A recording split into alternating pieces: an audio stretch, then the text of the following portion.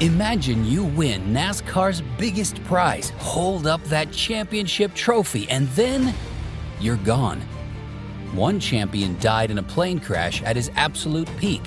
Another became so forgotten that NASCAR didn't even include him in their 50 greatest drivers list. These are the champions who disappeared from NASCAR forever, and their stories will shock you. Bill Rexford.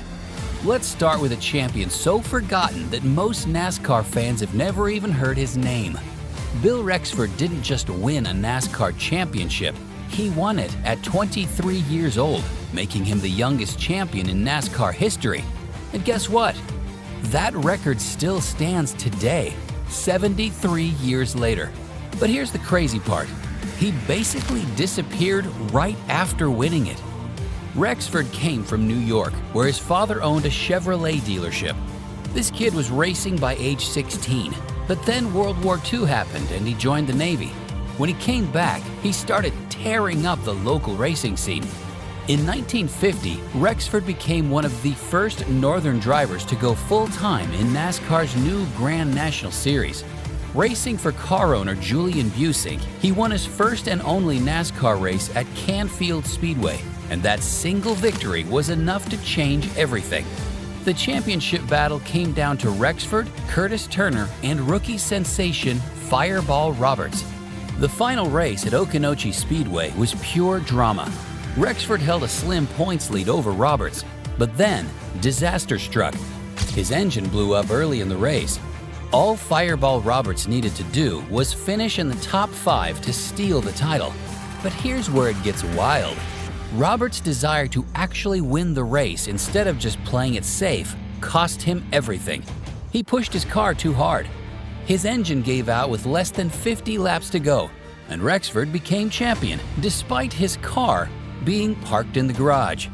At 23 years old, Bill Rexford was NASCAR's youngest champion ever. And then he vanished. 1950 was Rexford's only full-time NASCAR season. He moved back northeast and raced part-time until 1953, when he ran his final NASCAR race. But the story gets even stranger. When Bill France started getting serious about NASCAR's rules, Rexford joined a competing series called Merc in 1954. France was so angry that he banned Rexford from NASCAR and fined him $1,000. Rexford refused to pay and retired at age 29. After that, he moved to Arizona, started a trucking company, and completely disappeared from the racing world. When NASCAR celebrated their 50 greatest drivers in 1998, guess who wasn't included? The youngest champion in NASCAR history. And when the NASCAR Hall of Fame started inducting champions, Rexford remained the only eligible champion who wasn't selected. The kid who shocked the racing world at 23 became so forgotten that NASCAR pretended he never existed. But if you think being forgotten is tragic, wait until you hear about a champion whose story ended in the most heartbreaking way possible. Alan Kulwicki. Alan Kulwicki didn't just win a NASCAR championship, he won it the hard way. As an owner-driver with no major sponsors and a chip on his shoulder the size of Wisconsin, this guy was different from day one. While other drivers came from racing families or had wealthy backers, Kulwicki showed up in NASCAR with nothing but a pickup truck, a race car, and a mechanical engineering degree. By the time he made it to NASCAR in 1985, Kulwicki was already 30 years old. Other drivers laughed at him. Here was this college-educated engineer from the North trying to make it in what was still primarily a Southern sport. He carried a briefcase around the garage and insisted on doing everything his way. Most drivers would have taken a ride with an established team, but not Kulwicki. He turned down multiple offers from top owners because he wanted to prove he could win as an owner-driver. In 1988, Kulwicki won his first NASCAR race at Phoenix International Raceway. After crossing the finish line, he did something nobody had ever seen before. He turned his car around and drove clockwise around the track, calling it his Polish victory lap. It became his trademark celebration. The 1992 season was supposed to belong to Bill Elliott and Davey Allison. These two superstars had won more races than anyone. Kulwicki, he was supposed to be a feel-good story. But then, everything changed at Dover. Kulwicki crashed early and found himself 278 points behind Elliott with just 6 races left. His championship hopes looked dead. "This probably finishes us off in the championship deal," Kulwicki told reporters. He was wrong. Over the next 4 races, both Elliott and Allison suffered mechanical problems while Kulwicki quietly racked up consistent finishes. Suddenly, with 2 races left, Kulwicki was only 30 points behind Allison. The final race at Atlanta Motor Speedway was pure drama. On lap 255, Ernie Irvan spun in front of the field and collected Davey Allison, taking the points leader out of the race. Kulwicki led 103 laps that day, enough to earn 5 bonus points for leading the most laps. Combined with his second-place finish, he beat Bill Elliott by just 10 points to win the 1992 Winston Cup Championship. Alan Kulwicki had done the impossible. An owner-driver with no major sponsors had beaten the sport's biggest stars to win NASCAR's ultimate prize. 5 months later, he was dead. On April 1st, 1993, Kulwicki was flying from a sponsor appearance to Bristol Motor Speedway for the next race. The Hooters corporate plane encountered ice and crashed in a field near Blountville, Tennessee. Everyone on board was killed instantly. NASCAR had lost its defending champion at the absolute peak of his career. The racing world was devastated. Speaking of heartbreaking moments, our next champion made such a complete career change that fans forgot he was ever a driver at all. Benny Parsons. What if I told you that one NASCAR champion became so successful as a TV announcer that an entire generation of fans had no idea he'd ever actually driven a race car?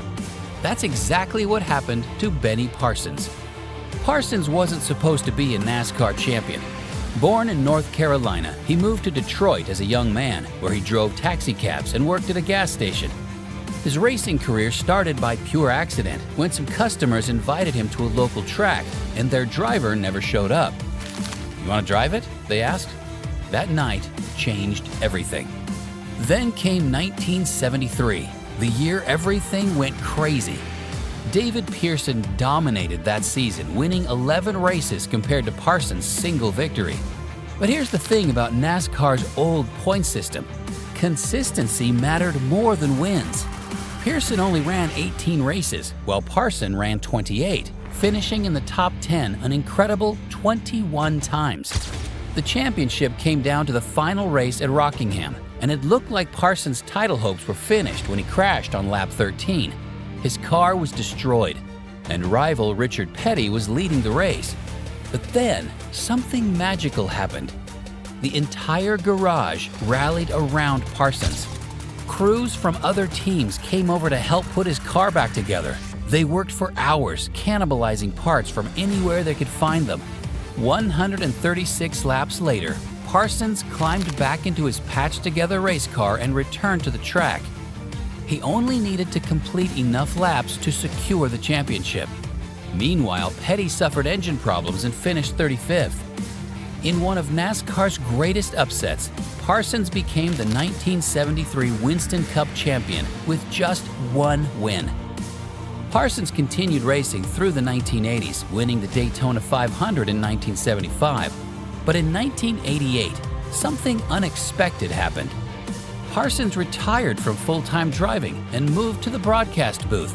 And that's where he found his true calling. Parsons became one of NASCAR's most beloved television personalities.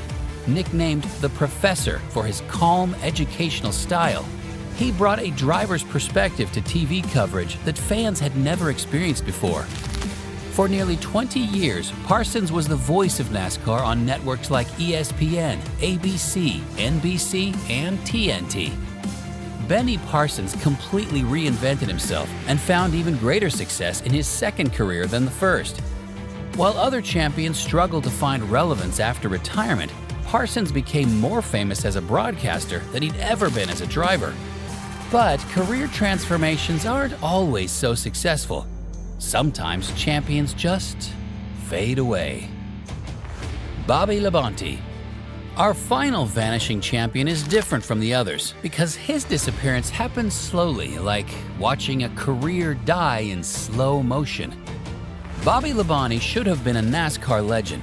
He had everything going for him: talent, youth, connections, and a championship trophy. Instead, he became the poster child for how quickly success can slip away in NASCAR. This wasn't some fluke champion who got lucky one year. Labonte won the 1991 Busch Series championship, then moved up to Cup Series and immediately showed he belonged. But 2000? That was his masterpiece season. Labonte won 4 races that year, including the prestigious Brickyard 400 and Southern 500. More importantly, he led the points standings for 25 straight weeks and never gave up the lead on his way to the Winston Cup Championship. Here's how dominant he was. Labonte completed all but 9 of 10,167 laps that season. He had 4 wins, 19 top 5 finishes, 24 top 10 finishes, and 0 DNFs. 0. Bobby Labonte was 36 years old, in his prime, and had just proven he was NASCAR's best driver. The future looked unlimited. And then, it all started falling apart. The 2001 season began with promise, but mechanical problems and bad luck began plaguing Labonte's team. He won just 1 race and fell to 6th in points. 2002 was worse. 1 win, 16th in points, and the first time since 1996 that he'd finished outside the top 10 in the championship. The slide continued. 2004 was a disaster. No wins for the first time in a decade, and 12th in points. By 2005, Labonte had fallen completely out of championship contention, finishing 20th in points. After 11 successful seasons with Joe Gibbs Racing, he asked to be released from his contract. Labonte joined Petty Enterprises to drive the famous number 43 car, hoping a change of scenery would revive his career.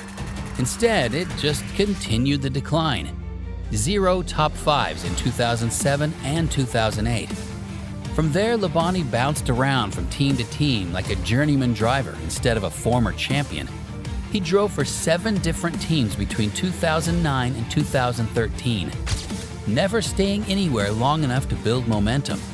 The most telling moment came in 2013 when Labonte got replaced mid-season by A.J. Allmendinger, a former champion getting replaced by a driver who'd never won a championship? That's not supposed to happen. Today, Bobby Labonte races modifieds and works as a TV analyst. He's found a comfortable role in NASCAR's extended family, but he's completely disappeared from the sport's consciousness as a driver. Here's what makes Labonte's story so tragic. There was no dramatic crash, no scandal, no tragedy that ended his career. He just slowly got worse until nobody cared anymore. Which of these vanishing acts shocked you the most? Let us know in the comments below. And don't forget to like and subscribe to Track Reactions, your source for all the stories on and off the track.